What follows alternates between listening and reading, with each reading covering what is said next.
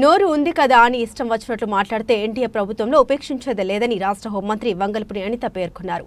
ఎస్ఐల passing out parade సందర్భంగా అనంతపురం వచ్చిన ఆమె మీడియాతో మాట్లాడారు. మాజీ ఎంపీ గోరింట్ల మాధవ్ చేసిన అంతర్యుద్ధం వ్యాఖ్యలపై తీవ్ర స్థాయిలో స్పందించారు. ముందు వైసీపీలో జరుగుతున్న అంతర్యుద్ధం గురించి మాట్లాడుకోవాలన్నారు.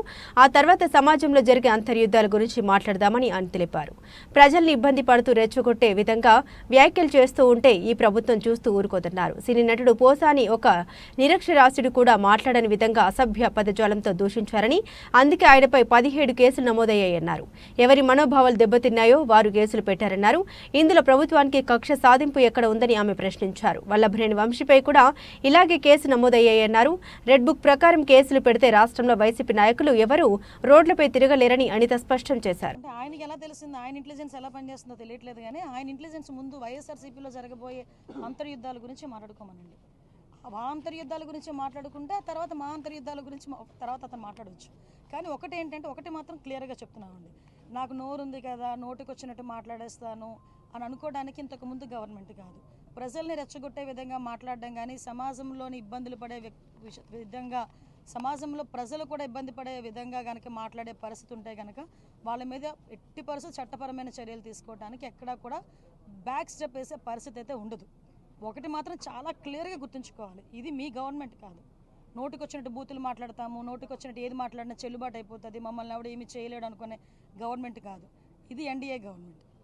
ఎన్డీఏ గవర్నమెంట్లో తప్పు చేసిన వాడు ఎవడైనా కూడా శిక్ష ఒకలాగే ఉంటుంది. నువ్వు నోటికి వచ్చినట్టు రెచ్చగొట్టే విధంగా మాట్లాడతాము, దానికి మాకు సంబంధం లేదు, మీరు మమ్మల్ని ఏమి చేయలేరంటే కనుక ఊరికనే ప్రసక్తి అయితే ఉండదు.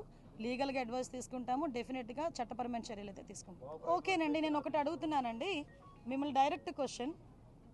పోసాని మాటల్ని టాలరేట్ చేసి అయ్యో పాపం అనుకునే ఒక్క మనిషిని తీసుకురండి, మేము ఆలోచిస్తాం ఒకసారి మాట్లాడడానికి.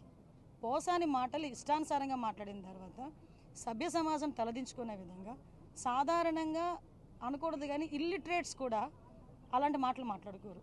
సో అవతల వాళ్ళకి మనోభావాలు దెబ్బతిన్నాయి, వాళ్ళ ఆత్మగౌరవాలు దెబ్బతిన్నాయి. పోలీస్ కేసు పెట్టారు, యాజ్ పర్ లా మేము వెళ్ళాం.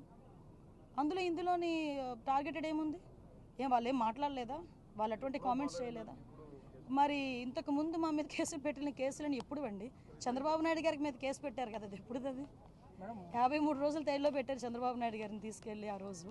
అంటే ఒకటి ఎప్పుడు కాదు, మాకు మాకు కేసు వచ్చింది, మేము యాక్షన్ తీసుకోవాలి, డెఫినెట్గా తీసుకుంటాం. అంటే అదేనండి, ఇందాక మీకు చెప్పాను, ఏది పడితే అది మాట్లాడడానికి అవ్వదండి. డెఫినెట్గా నీకైతే వాక్ స్వతంత్రం ప్రజాస్వామ్యంలో అంబేద్కర్ గారు ఇచ్చారు, కానీ ఎలా పడితే అలా మాట్లాడమని ప్రజాస్వామ్యంలోని కూడా, రాజ్యాంగంలో కూడా లేదు.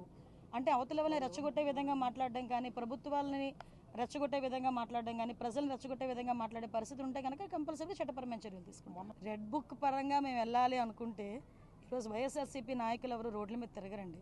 దయచేసి మీరు కూడా అర్థం చేసుకోవాలి, మేము యాజ్ పర్ లా వెళ్తున్నాము, యాజ్ పర్ వాళ్ళు ఎవరైనా కంప్లైంట్ ఇస్తే కంప్లైంట్ బేస్ చేసుకొని వెళ్తున్నాము. పోసాని గారి మీద సుమారుగా 17 కేసులు, దగ్గర 17 కేసులు, రాష్ట్రం మొత్తం మీద 17 కేసులు ఫైల్ అయి ఉన్నాయి. వంశీ మీద ఎన్ని కేసులు ఫైల్ అయి ఉన్నాయి మీకు తెలుసు. ఈ రోజుకి కూడా ఏ కేసుల్లో ఫైల్ అయినాయో మీకు తెలుసు. ఇందులోని కక్షపూరితంగా ఎన్డీఏ గవర్నమెంట్ చేయాలి అనుకుంటే వైఎస్ఆర్సీపీ నాయకులు ఎవరు కూడా బయటకు తిరగలేరు. కానీ మేము ఆ కక్ష సాధింపు ధోరణిలోకి వెళ్ళలేదు. అలాగని తప్పు చేసిన వదిలిపెట్టే ప్రసక్తి లేదు. తప్పు చేసిన వాడికి శిక్ష పడాలి, లేకపోతే భయం ఎలా ఉంటుంది?